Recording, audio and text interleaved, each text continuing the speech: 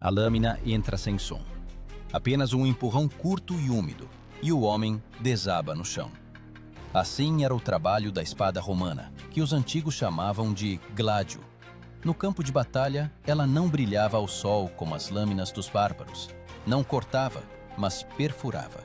Rápida, precisa e desumana. Políbio escreveu que os romanos venciam não pela força, mas pela disciplina e pelo frio do aço. Mas por que esta espada curta, aparentemente simples, causava um terror de pânico nos inimigos? Os guerreiros que a possuíam eram chamados de legionários, soldados profissionais, cujos corpos e mentes eram temperados em treinamentos diários. Sua lâmina, com cerca de 60 centímetros de comprimento, pesava menos de 1 quilo, mas transformava-se numa extensão do braço. Esta técnica tinha um nome próprio, Gladius Hispaniensis, a espada espanhola, aplicada pela primeira vez após as guerras púnicas, quando os romanos a emprestaram das tribos ibéricas. A partir deste momento, o gládio tornou-se não apenas uma arma, mas um símbolo do poder de Roma. Imagine a cena: calor, poeira, a densidade da formação. Os legionários estão ombro a ombro, seus enormes escudos estão interligados, e através das frestas estreitas eles desferem golpes, como uma máquina de costura de carne e ferro. Cada passo, aperfeiçoado, cada expiração, no ritmo da marcha. Nesta mecânica não há nem raiva, nem medo, apenas cálculo frio. Uma tática onde as emoções são substituídas pelo automatismo. Tal formação era chamada de manípulo, uma unidade de combate de 200 soldados, agindo como um só corpo. Comandava um centurião, um guerreiro experiente, que havia passado por dezenas de campanhas. Era o centurião que ensinava ao recruta que um golpe cortante é um erro, ele abre o corpo, enquanto um golpe de estocada encerra a luta. No exército romano, a técnica de perfurar era considerada uma arte, porque exigia uma mente fria e não fúria. Lívio escreveu que após a Batalha de Canas, onde mais de 70.000 romanos morreram, foi o gládio que se tornou um símbolo do renascimento da disciplina. O Império entendeu: apenas a precisão e o sistema podem vencer o caos. Arqueólogos encontram lâminas nas quais estão gravados os nomes dos proprietários e marcas de batalhas, como se cada espada tivesse seu próprio destino. Esta lâmina não era apenas ferro. Ela tornou-se o nervo de Roma, curto, afiado e implacável. Seu aço silenciava, mas falava por uma civilização inteira. E quando ela brilhou pela primeira vez ao sol, o mundo antigo compreendeu: aqui começa uma era onde a vida humana é medida pelo comprimento da lâmina. Mas para entender por que exatamente esta espada se tornou a principal arma do Império e como ela mudou a própria natureza da guerra, é preciso olhar para onde tudo começou, nos acampamentos, onde os romanos transformavam pessoas comuns em máquinas de combate. O acampamento militar romano cheirava a ferro, fumaça e suor. Neste cheiro, toda a lógica do Império. Aqui forjavam não apenas espadas, mas também o caráter. Cada manhã começava com um grito de comando, seguido por uma marcha de 20 milhas sob o peso de armaduras, escudos, armas e provisões, quase 40 quilos por pessoa. Os romanos chamavam a isso exercitatio, a rotina diária de exercícios. Políbio observava: a disciplina do legionário começava com o cansaço, porque só o cansaço torna o combatente verdadeiro. Os guerreiros treinavam com espadas de madeira, que eram 2 vezes mais pesadas que os gládios verdadeiros. O seu objetivo não era cortar o inimigo, mas golpear com mais precisão. E é aqui que surge o termo que definia tudo: disciplina. Não é apenas disciplina, mas uma ordem sagrada, onde cada movimento está subordinado ao ritmo. Em Roma, a disciplina não era um método, mas uma fé. Pela infração, o chicote, a desgraça, o exílio. Pela impecabilidade, respeito e o direito de estar na primeira linha. Imagine, centenas de corpos movem-se em sincronia, levantando poeira, como a respiração de um ser vivo. Passo, inspiração. Golpe, expiração. Os seus corpos cobertos de suor, mas os olhos secos e frios. Isto não é um treino. É um ritual de transformação do homem em arma. O centurião caminha ao longo da formação, observando em silêncio cada movimento. O seu bastão, o vitis, um golpe leve nas costas para os preguiçosos, um golpe pesado para aqueles que temem. Ele não é mau, ele é um instrumento de disciplina. Cada legionário era obrigado a saber o seu lugar na formação. As primeiras filas, os hastati, os mais jovens e rápidos. Atrás deles, os príncipes, guerreiros de meia-idade e experiência. E por último estavam os triarii, veteranos, cujos cabelos grisalhos se vislumbravam por baixo dos capacetes. Quando se dizia, a coisa chegou aos triarii, isso significava, a situação era desesperadora. Uma tática, onde a idade e a experiência distribuíam o próprio destino do exército. Os legionários alimentavam-se de forma simples: pão, queijo, carne seca e vinho, diluído em água. Mas nestas rações secas escondia-se uma logística genial. Cada unidade tinha o seu mulho, uma carroça com um suprimento de grãos e sal para 2 semanas. Foi precisamente esta organização que permitiu a Roma combater a centenas de milhas de distância, onde outros exércitos morriam de fome antes que pelas espadas. O acampamento era construído segundo um único esquema, independentemente do terreno. Linhas retas, fossos, paliçadas. Cada tenda tinha um lugar exato, nem um passo para o lado. Esta ordem era chamada de castra, uma cidade de campanha que podia ser erguida em poucas horas. Do alto, parecia uma geometria ideal desenhada no chão.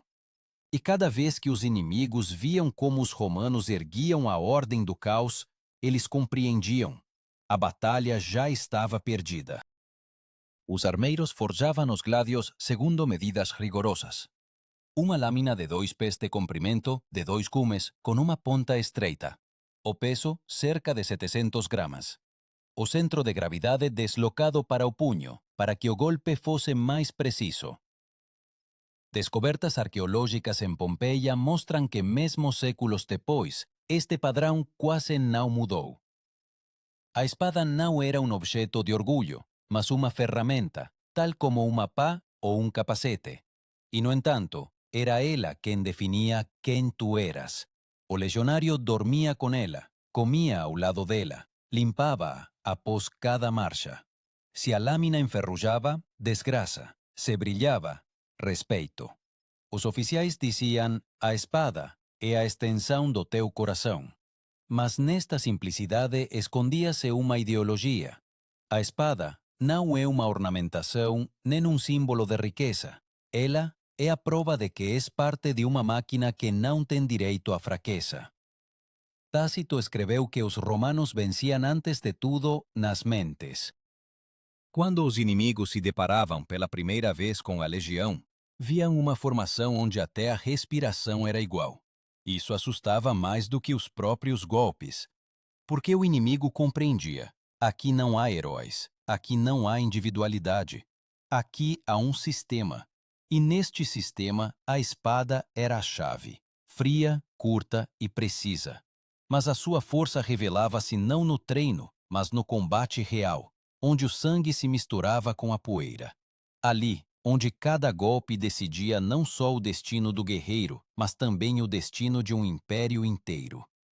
O combate não começava com um grito, mas com um silêncio. Um silêncio pesado e pegajoso antes da tempestade, quando os guerreiros estão sob o sol escaldante, o suor inunda os olhos e algures ao longe se ouve o bater dos tambores dos inimigos. Depois, a bandeira é erguida e a formação começa a mover-se. Ao sinal do centurião, os legionários aproximam-se, os escudos unem-se numa parede e a máquina romana entra em ação. Os primeiros passos são sempre os mais assustadores. Mas para o legionário, o medo é também parte da disciplina, controlada com a mesma precisão que o movimento da lâmina. Quando os gritos dos bárbaros ressoam à frente, a legião não responde.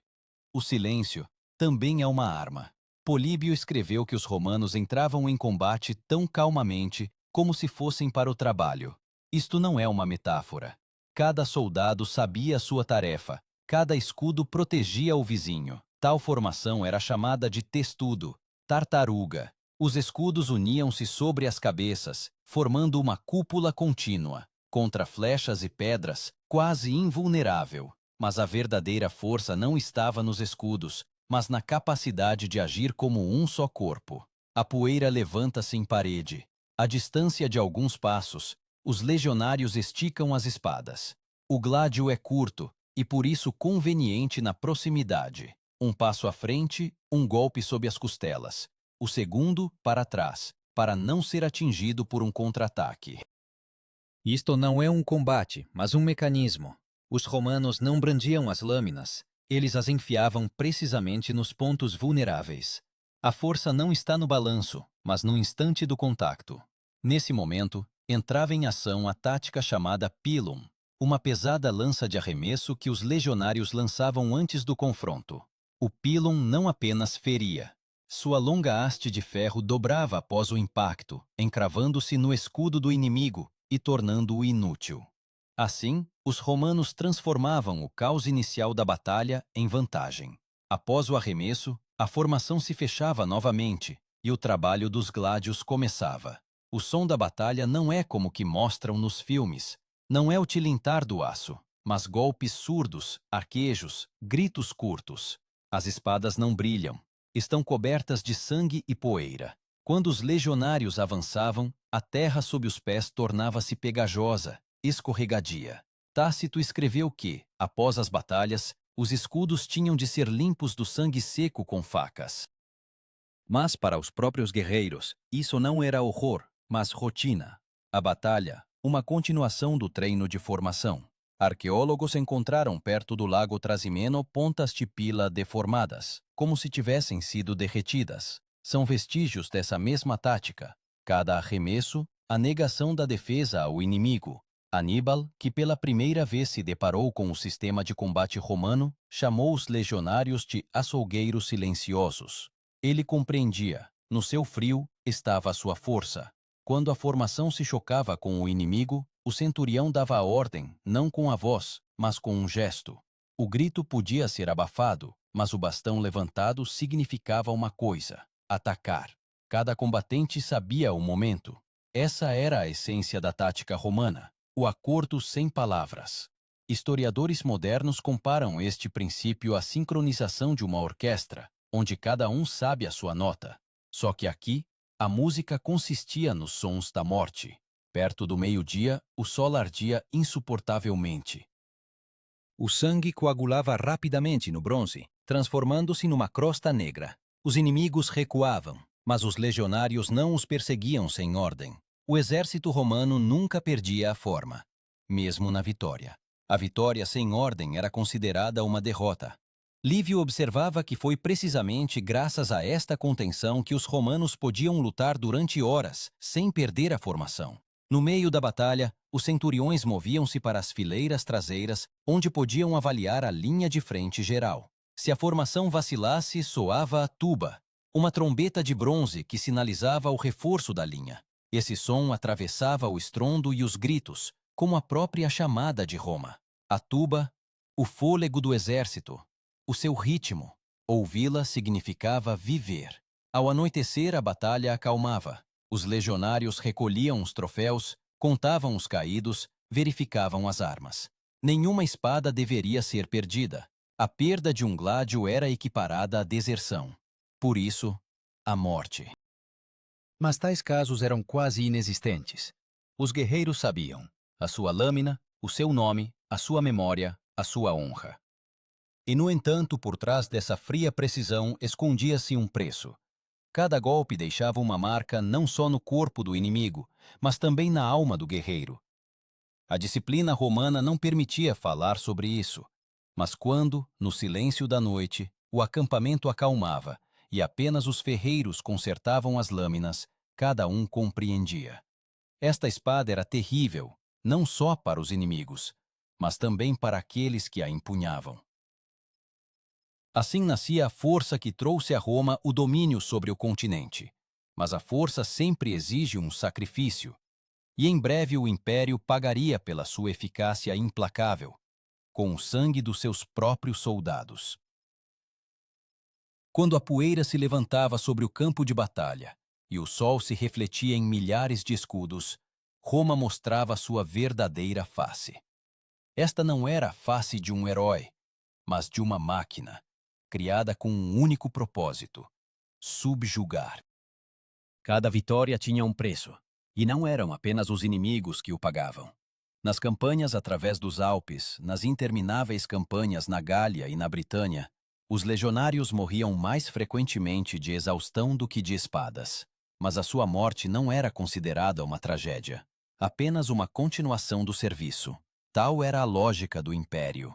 Plutarco escreveu que, após a Batalha de Alésia, onde as tropas de Júlio César cercaram o exército de Vercingetorix, o solo estava literalmente coberto de cadáveres. Mais de 80.000 mortos num único dia. E tudo isso graças ao sistema romano. Onde outros exércitos desmoronavam de terror, os legionários simplesmente cumpriam ordens. A lâmina entrava precisamente sob o escudo. Um golpe no abdômen, um passo para trás, uma nova estocada, o mesmo ritmo, centenas de vezes. Esta era a aritmética da morte, onde o gládio era o instrumento de cálculo. A descrição científica deste processo é dada pelo historiador contemporâneo Goldsworthy. A espada romana foi criada para o combate corpo a corpo, onde o espaço é limitado e o tempo é medido em frações de segundo. Nessas condições, o que importa não é a força, mas o controlo. É por isso que os legionários treinavam constantemente para manter a distância, meio passo, não mais. Este princípio era chamado intervallum. Entre cada guerreiro, espaço para a manobra, mas não para o medo. Imagine a linha de frente onde milhares de pessoas se movem com precisão matemática. A poeira mistura-se com os gritos, o ferro canta como um coro. E nesta sinfonia cada legionário sabe: a sua vida é uma fração de segundo entre o golpe e a resposta. O escudo levanta-se, a lâmina sai, o sangue escorre, mas nenhum para até que a ordem seja dada. Mesmo que um companheiro caia ao lado, a formação não se desfaz.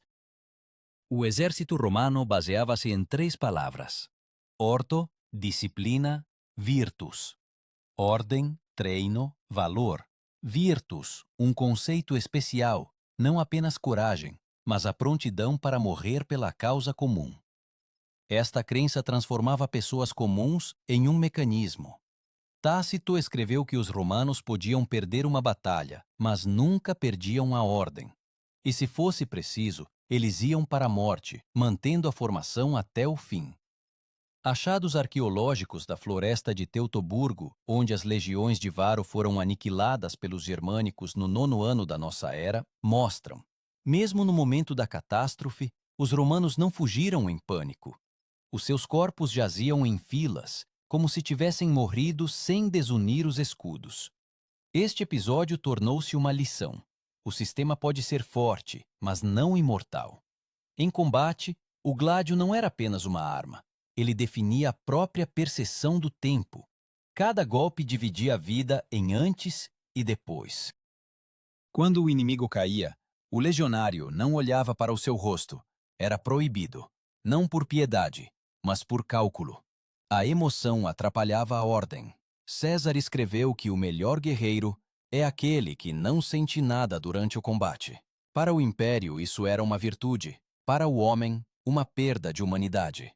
O sangue que a terra absorvia tornava-se parte da lenda romana, mas junto com ele nascia também o medo. Os bárbaros começaram a acreditar que a espada romana trazia não apenas a morte, mas uma maldição. Corriam rumores de que as lâminas eram temperadas no sangue de escravos. A arqueologia não confirma isso, mas o próprio facto da lenda mostra: os inimigos sentiam. O gládio não apenas mata, ele humilha. Ele torna a morte rápida, mas fria, sem heroísmo. E, no entanto, os romanos acreditavam que era precisamente essa impiedade a fonte da força do império. Os guerreiros escreviam nas suas lâminas curtos motes: o olho de Roma, o juiz silencioso, sirvo até o fim. Cada espada tornava-se não um objeto pessoal, mas estatal. Mesmo no momento da vitória, não pertencia ao homem, apenas a Roma. Após os combates, os legionários limpavam cuidadosamente as armas do sangue. Nos acampamentos existia um procedimento especial, purgatio. As espadas eram esfregadas com vinagre de vinho, secas ao sol e untadas com gordura animal. Esta pureza ritual tinha um significado. Acreditava-se que uma lâmina impura trazia derrota, mas a um nível profundo era uma forma de purificar a consciência, de lavar o que não podia ser esquecido. Quando a noite chegava, o acampamento mergulhava num silêncio profundo. Para lá das muralhas, os prisioneiros choravam. O vento agitava os estandartes, e algures longe na forja derretiam aço para novas lâminas. Cada legionário sabia, amanhã tudo se repetiria. O mesmo passo, o mesmo golpe, a mesma poeira. Mas nesta repetibilidade infinita escondía-se a imortalidade do império. Ela vivia não de pessoas, mas do hábito da ordem perfeita. Contudo, a cada século, essa ordem começava a ruir. Onde antes se erguia uma formação de ferro, surgiam dúvidas. Cada vez mais raramente soavam as trombetas. Cada vez mais, os gritos de motins. E quando a espada que servira Roma por séculos se viu nas mãos de estranhos, ela ainda permanecia terrível. Agora, porém, não era mais temível para os inimigos, mas para a própria Roma. Em meados do primeiro século da nossa era, Roma já não tinha iguais. As legiões estendiam-se da Britânia à Síria, do Saara ao Reno. Mas quanto maior se tornava o império, mais difícil era mantê-lo com aço. A espada, outrora símbolo de resiliência, tornou-se um instrumento político. Os imperadores sucediam-se mais rapidamente do que se conseguia forjar uma nova lâmina, e cada vez mais o gládio era empunhado não contra os inimigos, mas contra os seus próprios. Historiadores escreveram que foi precisamente neste período que surgiu um novo tipo de legionário. Não um camponês, mas um profissional, crescido no quartel. A sua vida começava com o juramento e terminava nas areias de terras estrangeiras. Ele não conhecia o lar, apenas o caminho. Mas isso o tornava um soldado perfeito. O gládio nas suas mãos não era uma arma, mas uma parte do corpo. Quando tal homem lutava, não pensava em glória, ele desempenhava uma função. E foi por isso que os inimigos chamavam os romanos de homens sem rosto. O termo que descrevia esta ordem soava como imperium, o poder dado à espada. Não era apenas uma força política, mas um direito sagrado de punir e perdoar. O símbolo deste poder era o lictor com um feixe de varas e um machado, as fasces. Mas por trás dele estavam aqueles que criavam o sentido deste símbolo, os legionários com os gládios.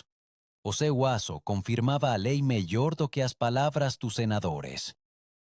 Plutarco observou que, após a morte de Augusto, quando o império entrou na era dos assassinatos políticos, a espada tornou-se um argumento nas disputas.